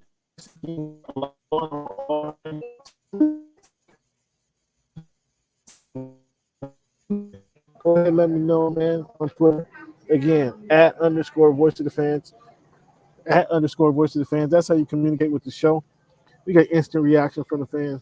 But what's going on? @_voice of the fans. Cleveland and his ridiculous statement here. It was ridiculous. I don't know what the heck Cleveland. I don't know where that even came from. But @_voice of the fans, @_voice of the fans on Twitter. Put up a question up there. Do you think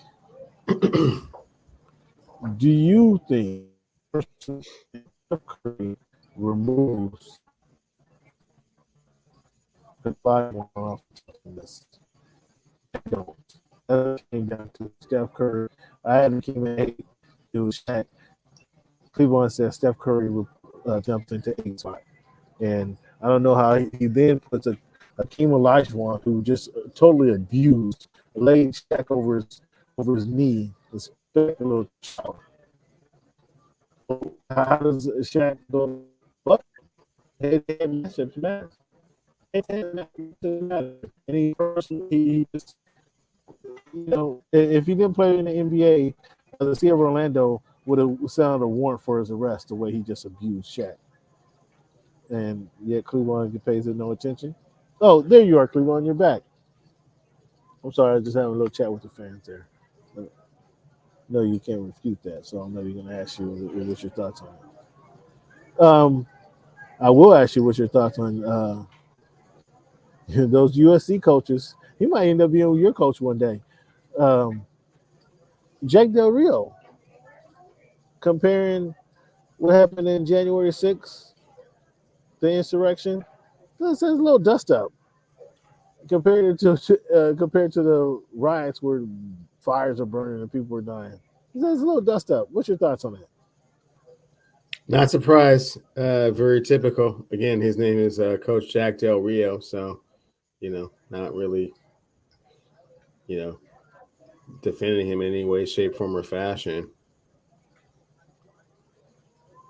Oh yeah, it was. I just thought it was pretty tasteless, clueless, and I think that was his morning. Speech to the media by afternoon. Yeah. Let's see how he bonds with the players and the community there in Washington D.C. No. By the afternoon, he apologized. He was up there apologizing. Oh yeah. Okay. Well, something might have been taken out of context. Let's see if they forgive and forget. Turn the other cheek in D.C. Yeah, let's see. Talk about turn the other cheek. Deshaun Watson settles 20 of his 24 cases. It's like he listened to the show. Him or his owner listened to the show. Because I've been defending this guy for a solid year. And last week I say I'm fed up. What happens? 3 days later, he's signing off and the case. Deshaun, I'm disappointed, man. It was the situation is got to a situation where I can no longer verbally and publicly defend you. He's like, yo, oh hey Cam, I hear you, bro. And settle half these cases. So, number one, the 4 cases that haven't agreed to a settlement. One of them being the initial lady who went to the FBI and filed some charges. Do they need a bigger number? Are they looking for a bigger number than the rest? Or are they trying to prove a point here? What's your thoughts on the situation? Well, I mean, hats off to Deshaun Watson. I mean, he's joined that club with Jerry Epstein and Hugh Hefner, Bill Cosby. As far as settling the 83% of the cases that were thrown against him. So kudos to him for doing that. We'll just have to see where this whole thing goes from here and what the NFL really wants to do. But kudos to him for putting to bed 20 of those 24 cases. Wow, what a low blow. So what a low blow that was. I ignored everything. I not ignored it. I couldn't hear anything you said after you took the swipe at him. I mean, come on, man. Was that necessary? I mean, it's just the truth. I mean, he's been able to put quite a few of those cases to bed. There's only, like you said, there's only 4 remaining. And man, I mean, I think he's going to have to talk to his advisors, and maybe move some stocks around and, liquidate a little bit and see if we can't get these other 4 knocked out before the season starts. So the rumors are that he might be suspended for a year. Is a year too much? They're not going Or to is it suspend right? him for 2 years. I don't know who told you that. No, the rumors are he's going to be suspended for a season. And last season he gets no credit for time served. That's what I heard. Do you I think mean, he's going to get credit? Do you think he gets credit for time the served? commissioner is going to talk to Mr. Haslam and see how he feels about it, and then they'll kind of work something out. See how Mr. Haslam feels about it. Yeah, I think somewhere between 8 and 10 games is probably at the high end. I'm probably thinking more like 6. So it'll probably be 8 games. I think 8 games would. I don't want to say fair because it's not. There's been no.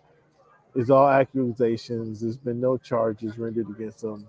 So to say fair punishment at your job when you go out and get a ticket, or you get arrested and then you're on Friday night, your job you're not working. So to say fair is not appropriate. I think 8 is kind of understandable, the expected measure, and then it kind of get appealed down to 6 maybe. 6 games that he misses, so he would have missed kind of what a season and a fourth, not quite a half a season, but a fourth of a season anyway. So I think that probably be fair. Rob Gronkowski retires, man. What's your thoughts on Rob Gronkowski retiring again? And then where does he rank among tight ends? Historic career, top 5 all time, bar none. I agree with that. Do you expect him to come back? Do you think we'll see Rob Gronkowski again? I wouldn't completely rule it out, but I don't expect it. And the way that you're saying that, I've been kicking this around. Man, I am just thinking about what that Patriot offense would have looked like with those 2 tight end sets with Gronk and Aaron Hernandez. If Aaron wasn't who he was and, what transpired, it would have been ugly. Yeah. That was a pardon the pun, deadly combo. That was yeah. I know you got me, Cleveland. Look like you froze up. Can you hear me? No, I can hear you. You're a little Mr. Freeze over there, Samuel L. But and now you just left me. So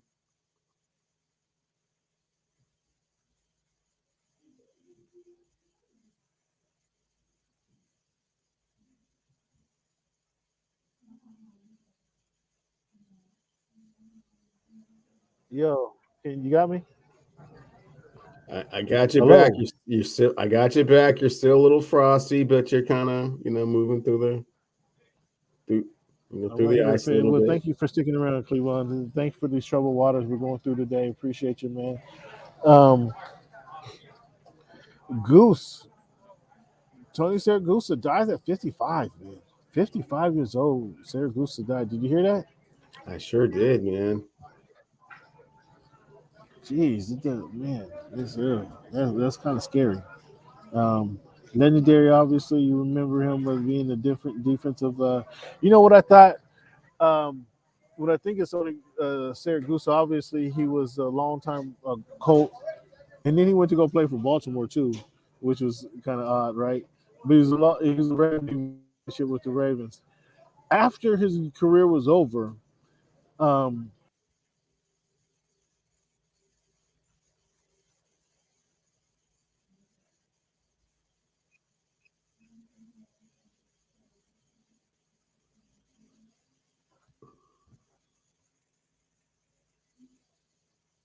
I did not understand what the hell is going on here. I have one parts connected. I did not get it right. But did you hear me talking about Siragusa? Nothing. So Siragusa, you heard about it. He passed, right? I heard he He passed passed. that. He passed at 55. I was saying how scary that was. And I was saying, obviously he played for the Colts, the Indianapolis Colts, and then he went to the Baltimore Colts. It's kind of odd, right? Both Colts Foundation. But what I remember more about Siragusa than actually when he actually played is once he retired, like they wanted to put him somehow keep him on screen, right? Because he was a presence, and so they put him in the back of the end zone and let him call the game from the back of the end zone. And I thought that was cool that they didn't have that was before the dude drives around on the side of the end zone or on the side who did that for a couple years. I like that end zone perspective because not only was he a player's player, a guy's guy, if you will. He wasn't the trained journalist, so he kind of gave you things as he saw it from a player's perspective, as he saw it coming fresh off the court, right there on the field as it happens. I love that. And it wasn't the ordinary sideline contributor. It was different, right? Do you recall what I'm talking about? What's your thoughts on kind of how they used them? I think it was NBC that used them like that at the time. No, it was Fox, and it was a very unique perspective that he brought to it, and it always made his presence a little more effective. Like when it was that goal line drive, like after they got inside the 10, because then he's like interactive, like on every play. Adverse, like when it's outside the 20, kind of coming in. So it was definitely a better perspective and one that you don't get to see very often. Or when it was bad weather, inclement weather, he was talking about how that impacted the team. And then, he wasn't the kind of guy who's going to put on the raincoat and then walk around with the umbrella and stay under the shade. He was trying to get out there in the weather and then talk about it. I thought it was like you said, interesting perspective that you don't see much. And the sideline reporters kind of changed, and again, they're professional. I give them credit for doing their job. They're more professional, and they want to be specific and get their message across. However, he just came again with a non-traditional approach that seems to gravitate to certain fans. Yeah, he definitely had that personality. And one of the things that I remember about Siragusa is I heard an interview one time when Spike Lee was interviewing him to be in the movie 25th Hour. Have you ever seen the movie 25th Hour with Edward Norton and Rosario Dawson? I haven't. We'll go ahead with the story. So Tony Siragusa plays this gangster role. And so when he's like talking to Spike Lee, he's like, oh, yeah, he's going to make me like, one of the Sopranos or one of the Goodfellas. Is like, I'm Tony Siragusa. Of course I could do that. And Spike's like, no, I want you to be a Russian. And so he was like, wait, hold it.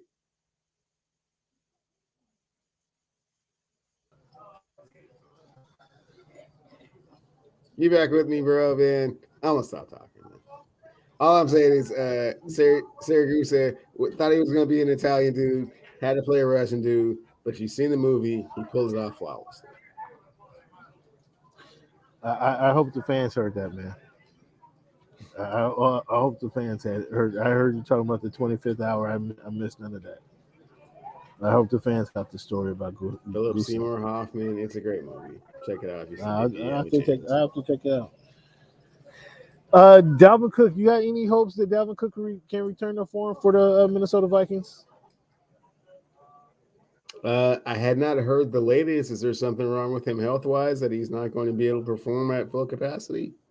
Well, no. He just suffered a couple injuries. This is the first season he hasn't had anything to deal with specifically on the offseason. But I'm just wondering, can he return to form like he was and stay healthy? That he's a big cog in that machine, and that's can we expect that guy to stay healthy? I think you can write down 1,200 with the Sharpie. I don't know if he goes above that. I mean, he has to stay healthy in order to do so, but when healthy, he's devastating.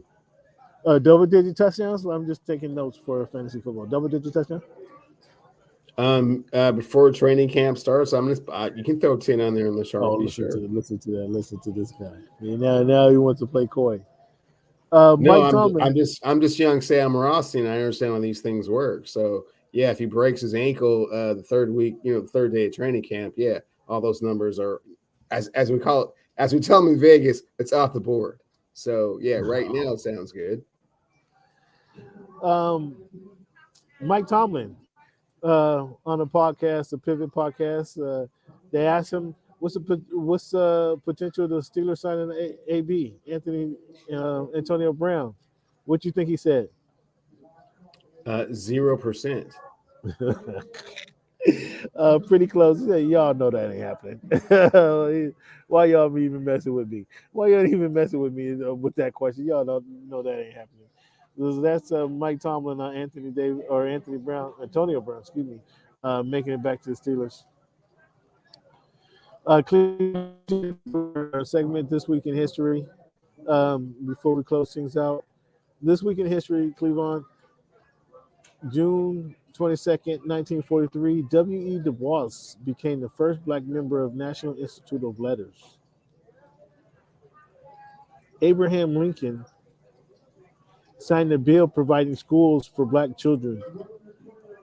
He did this back in the day. There was no specific year did it, but we know if he did it, it was years ago.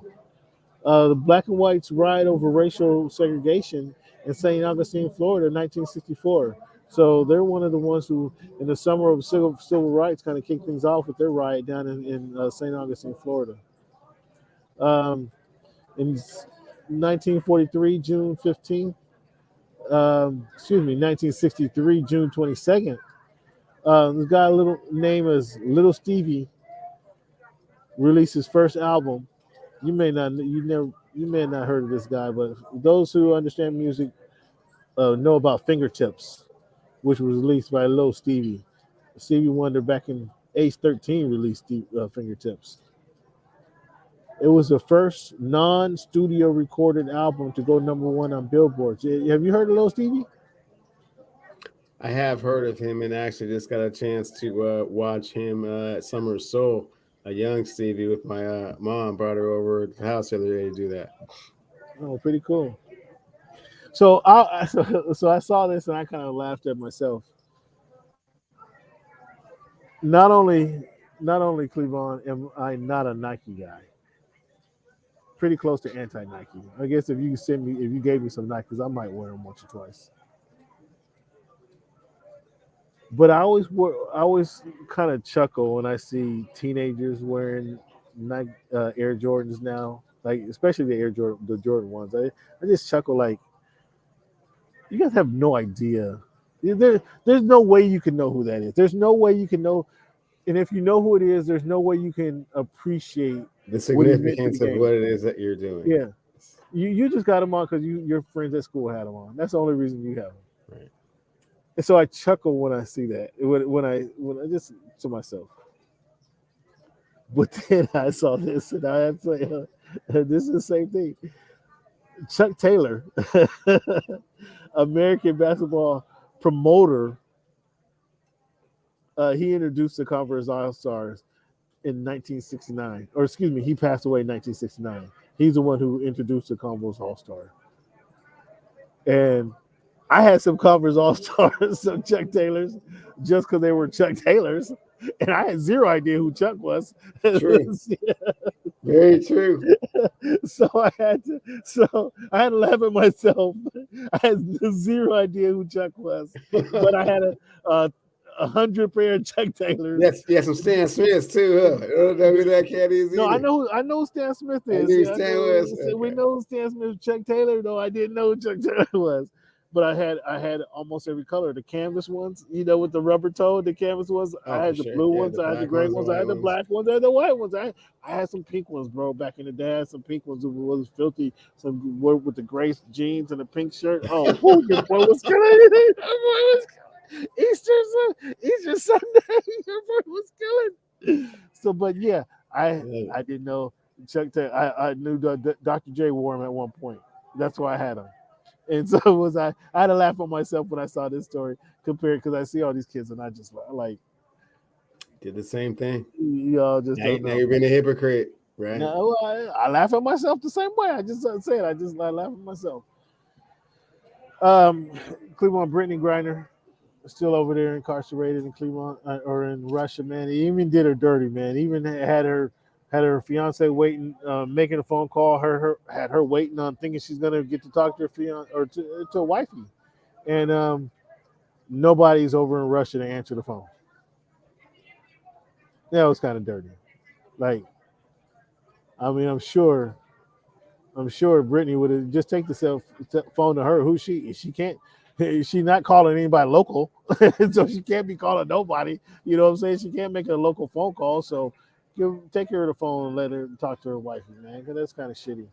But America, I mean, we need to go ahead and we mentioned it in the draft a couple of weeks ago, man, or not in the draft, prior to Game 1 of NBA Finals.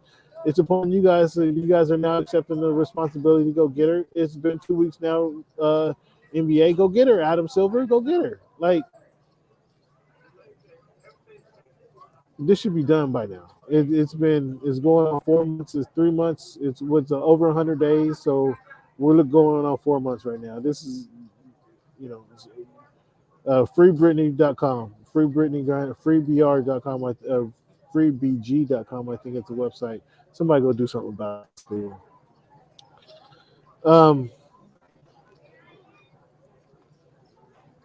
Cleveland, we have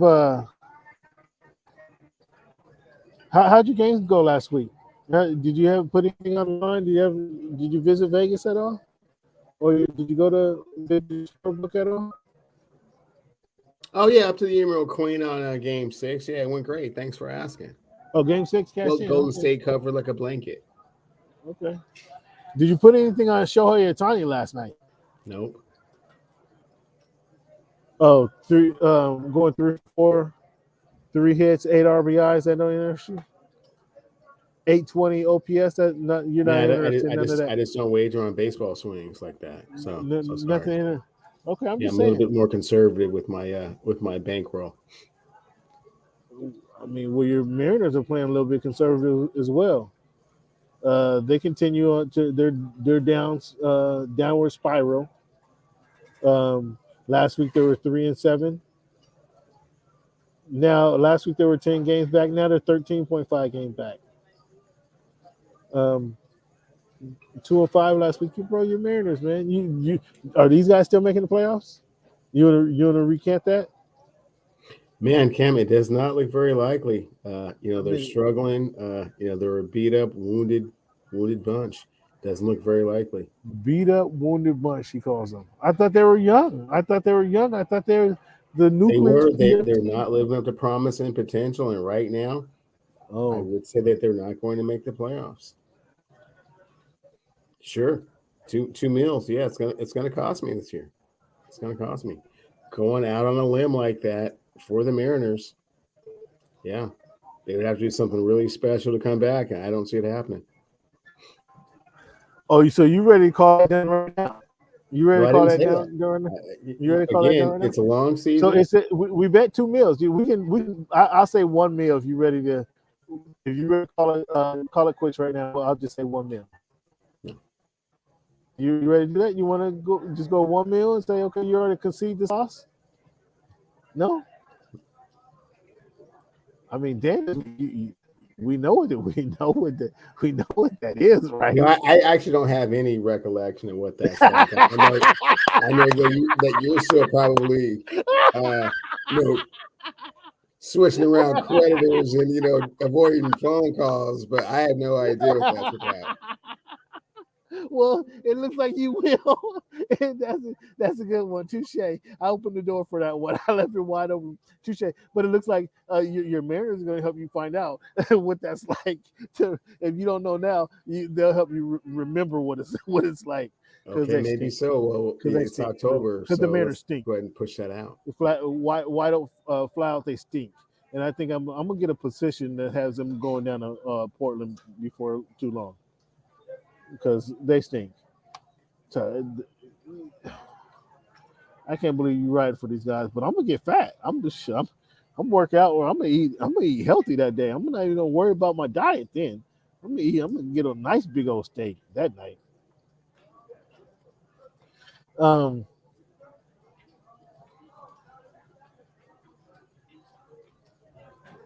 Cleveland. Again, want to thank you for participating in the show, fans. Want to thank you guys for sticking with the show. Today was a little choppy. We had some technical difficulties that caused the show, but we had a pretty cool guest that joined us in the show who dropped some knowledge on us, Cleveland. And Eric dropped some knowledge on you. And, you know, he told you that coaches, in some cases, can make a difference. In some situations, it's a challenge for others. What are you shaking your head for? That's exactly what the man said. I know. He agreed with me. No, he didn't. He didn't get all into your X's and O's and chalkboard nonsense. He knows what's up. I also noticed he didn't say anything about the Clippers. You notice that as well? Well, we didn't ask him about the Clippers, so I mean, there's no reason to ask. And he really, because they're a favorite. I was going to ask him. I didn't. We ran long. I was going to ask him who was the favorite of the. I was going to ask him who's the favorite. Well, whatever. I mean, I know how you're feeling right now. Like, not that confident about your Clippers. I mean, Clippers. They're going to come back healthy. Cleveland. What are you talking about? Are they? What are you talking? Huh? Is Kawhi going to play next year? Oh, okay. See, here you go. He's had a whole year and a half off. You don't think he's going to be healthy? Paul George had a half. I don't know. Have you heard something I haven't heard? Oh man. Well, you don't. Has he been cleared for contact or? Right now, Clippers will have a better record than the Lakers. You want to put a dinner on that? Not right now. There's been no draft. There's been no free agent. There's been no draft. There's been no free agency. You guys don't have a draft pick. The Lakers don't have the draft pick. So that's irrelevant. You're a hack asking me questions like that before the draft or free agency is over with. The Lakers don't have a draft pick. You trying to pull me in the back alley, man? Just steal my wallet? Is that what's going on here? I mean, I'm just trying to ask you.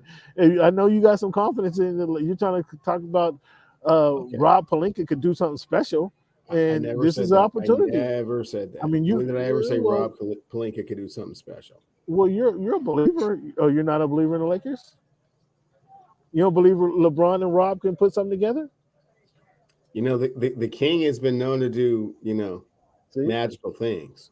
And if Anthony Davis can stay healthy and they listen to, the stern voice of Darvin Ham, never can tell. So you're just on these wishy-washy. Never can tell. We don't know. You can't put too much faith in this. I need to see what kind of prognosticator and I also need to see what the draft What kind of prognosticator are you? Well, whatever, man. Whatever. Yeah. I'm young Sam Rothstein, and I know better than to make such a prediction before the draft or free agency is over. Why would I do that? Because you have some confidence in your squad, but it don't sound like you have confidence in your squad. You want to ask me about my Clippers, but you don't have no confidence in your Lakers doing anything. I'm willing to say right now the Clippers will have a better record than the Lakers. You're not as confident. It doesn't seem. It doesn't seem that. I'm ready to put something on it right now, but you're not ready to do that. So who's more confident with what you're talking about? Oh, no, I'm just smarter about what I do. It's my profession. So. Oh, I don't think it's smart. It had nothing to do with smarts. It's the confidence in what competition. That's my hobby and job. I'm just saying. Yeah. Mm-hmm. Okay. Now you want to say it's a smart business decision not to make it. Have some confidence in what you're talking about. Have some confidence and speak on it. Don't just throw stuff out there. Sometimes the shrewdness is, not for everybody. So sorry. Fans, again, thank you for tuning in. Thank you guys for dealing with the choppiness of the show. It won't happen again, I promise you. Cleveland, thank you for your participation. Thank you for your patience as well. Had an excellent show tonight. I want to thank Eric fans. Give a shout out to Eric. Go ahead, check out Eric on Twitter. And if you're in Vegas, man, go to it's a week well worth spending time with Eric to kind of meet and greet some of the decision makers in the game. And if this is where you're trying to go, it's a good. Get your foot in the door, get a leg up because you get somebody to bounce some ideas off of. So, Cleveland, thank you for your time. Shout out to Eric once again. Fan, thank you for your time. Go ahead and hit up on Twitter @_Voice of the Fans podcast @_Voice of the Fans. Hit us up. I've got a question out there.